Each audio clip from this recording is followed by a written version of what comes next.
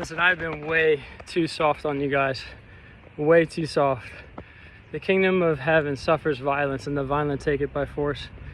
And listen, some of you guys are literally stuck in your own stuff, knowing I'm not living life to its fullest, knowing that there's got to be more, but you're afraid. You're afraid, and you're listening to that little voice inside your head going, I'm a victim to my circumstances. My coworkers are right.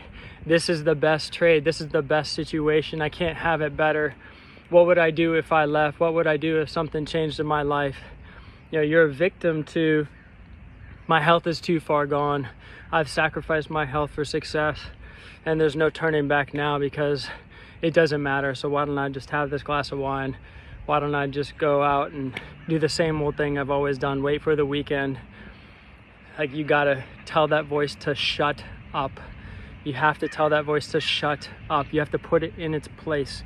Tell it to go sit down. You've got to start making change now. Because listen, the writing is on the wall. The writing is right in front of you. It's on the wall.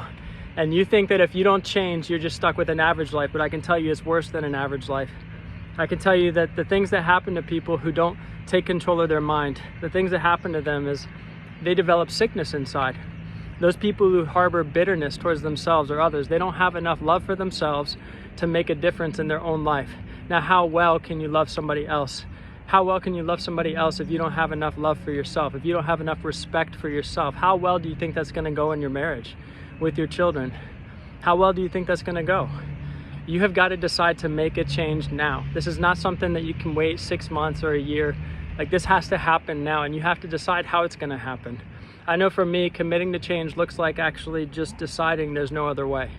It looks like the idea of saying these other options are distractions. Not that I'm going to force anything to happen. I'm going to listen to the Lord and I'm going to follow his lead, but I'm going to use the will he gave me to be determined to persevere through whatever is in front of me. I'm going to commit to clarity. I'm going to commit to change.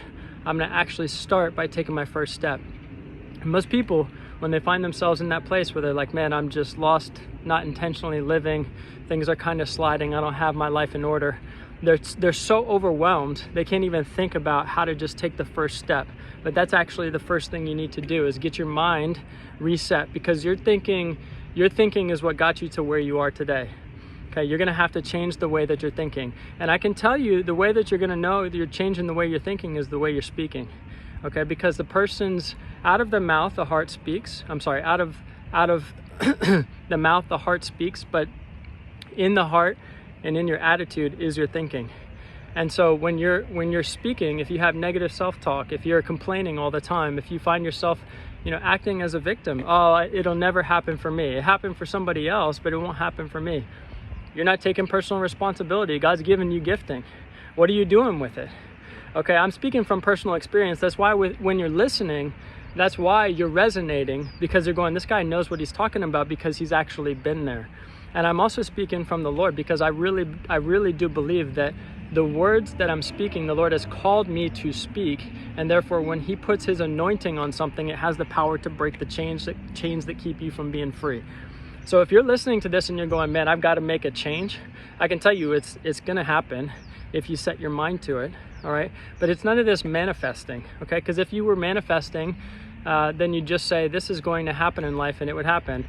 I heard somebody say, oh, I'm going to manifest adding a zero to my bank account. Well, go check your bank account. Is it there? Okay, so it's really got to be aligned with God's will, and God's will for your life is peace. That doesn't mean you escape suffering. That doesn't mean that you don't have challenges, but it means that the testing of your faith will produce a steadfastness and perseverance. And the type of person that you can grow to be is the type of person who can respond to suffering without falling back. The righteous may fall 7 times, the wicked will fall once to calamity. Okay, so that means that the righteous are going to get back up again. And if you are low in your capacity, not taking care of yourself, if you don't understand who you are and where you're going, I can tell you, you're not going to have many opportunities to get back up. Okay, because the blow will take its final blow. So you need to make a difference right now in your own life. And stop thinking about everybody else, and stop thinking about everybody's distractions and their voices and all these other things. When you know, and if you're listening to what I'm saying and you're going, this is hitting me deep, you might even be weeping. I've had people message me from some of these videos like this and they're going, dude, I'm crying. And that's because the Lord is touching you right now. So you got to know that you got to make a difference in your own life first, and the Lord can do it. but you got to make a decision. Okay, so asking for help, make that decision and make that difference starts with one step, but you cannot remain a victim. All right, and you might not even resonate with the fact that you've been a victim or you're thinking like a victim, but I can tell you your language will tell you, the way you're speaking will tell you, your actions will tell you. And if you're living from that place, it's only a matter of time. The writing's on the wall. So do not take another day for granted. You don't know how long you have to be here, okay, but you have a legacy to leave. So are you going to fulfill it? That's the question. I believe you will.